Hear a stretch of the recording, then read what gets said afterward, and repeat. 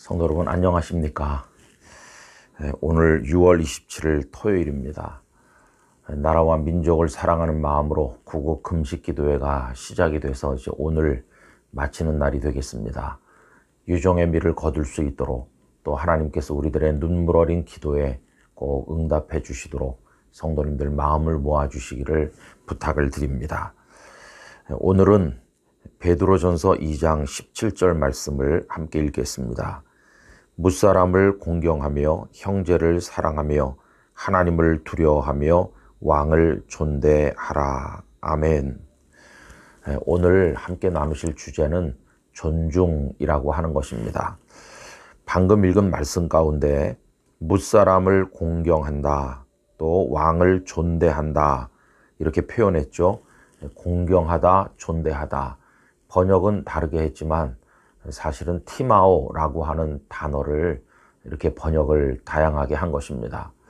이 티마오라고 하는 것은 누군가를 마음을 다해서 이렇게 대우하고 높여주는 것을 말하는 것입니다. 그게 이제 존중이죠.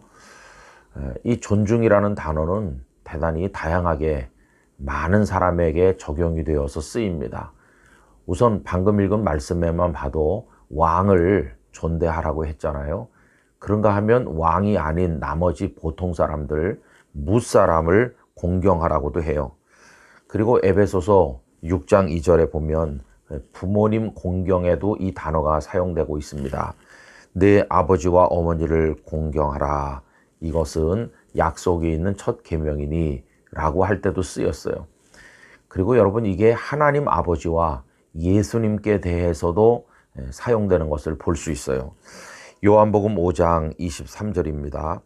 이는 모든 사람으로 아버지를 공경하는 것 같이 아들을 공경하게 하려 하심이라. 아들을 공경하지 아니하는 자는 그를 보내신 아버지도 공경하지 아니하느니라 이랬어요. 그러니까 이 티마오, 존중이라고 하는 단어는요, 하나님께 대해서도 해야 되는 것이고 신분이 높은 왕에 대해서 해야 되는 것이고 부모님께 대해서 해야 되는 것이고 그리고 나머지 모든 사람에 대해서 해야 될 일이라는 것을 알 수가 있겠습니다. 여러분 우리가 세상을 살아가면서 나라고 하는 존재를 애워싸고 있는 많은 다른 존재들이 있잖아요. 그들을 대하는 기본 태도가 존중하는 것입니다. 이 티마오라고 하는 단어에는 아주 독특한 뜻이 하나 있습니다. 그것은 값을 정하다, 값을 매기다 그런 뜻이에요. 이것이 성경에 사용된 예를 읽어드리면 마태복음 27장 9절인데요. 가룟 유다가 예수님을 배반하고 그리고 은 30을 받았잖아요. 나중에 예수님께서 털 깎는 자 앞에 잠잠한 양처럼 끌려가셔서 죽게 되는 것을 보고는 아, 내가 기대한 것과는 좀 다르게 되는구나. 후회 막급이었어요. 그러나 이미 엎질러진 물이었습니다. 그때 그는 후회하면서 은 30을 제사장들에게 도로 가져다 주죠. 아무 소용이 없어요. 그래서 그는 성전에다가 은 30을 던졌는데 나중에 제사장들이 그것으로 밭을 사서 나그네들의 무덤을 삼은 이야기를 아실 겁니다. 그때 그 값을 정한다고 말할 때 그게 바로 티마오였거든요. 제가 읽어보죠. 이에 선지자 예레미야를 통하여 하신 말씀이 이루어졌나니 일러스되 그들이 그 가격 매겨진 자 곧 이스라엘 자손 중에서 가격 매긴 자의 가격 곧 은 30을 가지고 라고 나오는데 여기 가격 매기다, 값을 정하다 그게 바로 티마오라고 하는 것입니다. 여러분 사람을 두고 값을 매긴다고 그러면 좀 죄송한 표현이 되겠지만 한번 생각을 해봅시다. 여러분 부모님의 값은 어느 정도라고 생각하세요? 어린 아이가 생각할 때 우리 아빠, 우리 엄마는 튼튼하고 예쁘고 지혜롭고 그리고 못하는 게 없고 나한테 모든 걸 다 잘해주고 우리 아빠 엄마 최고 이럴 때 값이 나가는 부모님이죠. 그러면 그 부모님이 연세가 8, 90 되셔서 등이 굽고 눈이 침침하고 기력이 쇠하시고 해줄 수 있는 게 아무것도 없는 연세가 되시면 그럼 부모님은 값이 없는 겁니까? 그냥 싸구려 인생이 된 겁니까? 아닙니다. 그 자녀들은 생각하는 겁니다. 우리 아버지의 저 흰머리, 굽은 등, 그리고 우리 어머니의 저 아픈 팔과 다리, 연약해진 거, 저거 다 날 위해서 수고해서 그런 것이다.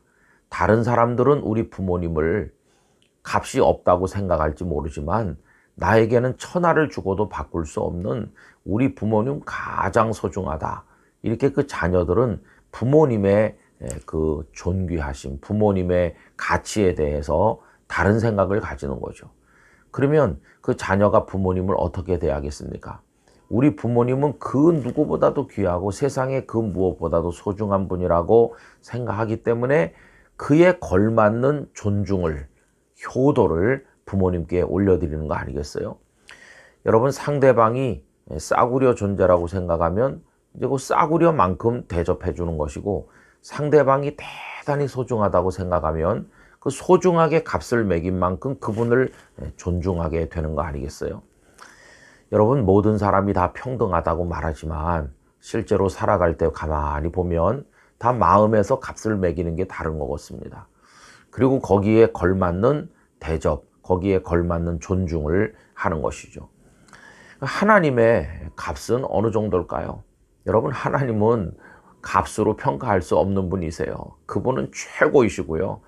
우리를 위해 당신을 다 주시고 생명까지 예수님 내어주셨어요. 이거 생각해 보면 우리가 주님을 존중한다고 할 때 그 존중의 정도, 그 존중의 크기, 그 존중의 내용은요, 뭐 말할 수가 없는 최고여야 되는 것이죠. 여러분, 어쨌든 우리가 세상을 복되게 살아가려면 우리 주변에 있는 모든 것을 존중해야 된다 하는 걸 알게 돼요. 여러분, 존 비비어의 존중이라고 하는 책이 있죠. 사무엘상 2장 30절 후반부에서 영감을 얻었는데, 나를 존중히 여기는 자를 내가 존중히 여기고 나를 멸시하는 자를 내가 경멸하리라. 이분은 존중히 여기면 형통하다고 그래요. 1부의 제목이 존중하는 사람이 형통하다, 2부 존중하는 공동체가 형통하다, 3부 존중하는 인생이 형통하다. 그래서 여러 단체, 여러 기관의 리더십들을 존중해야 되고, 그리고 사역자, 맡겨진 이들, 자녀들, 그리고 아내, 남편 다 존중해야 된다는 거예요. 남을 존중히 여기면 내가 존중히 여김을 받는다. 여러분, 어제 생각했던 황금률과 비슷한 건데, 여러분 주변에 있는 모든 것들을 귀하게 여기십시오. 존중하십시오. 그렇게 할 때 우리도 존중히 여김을 받고 형통하게 될 줄로 믿습니다.